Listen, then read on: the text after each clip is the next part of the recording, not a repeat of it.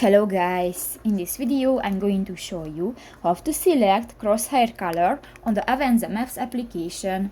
But first of all, I just want to mention, please don't forget to subscribe to our channel, because at 100,000 subscribers we are going to show you our YouTube revenue statistics and growth strategy, how to make money online. So let's jump into it. First of all, open the application on your device. Click to the three dots at the upper right corner of the screen and go to the Settings button.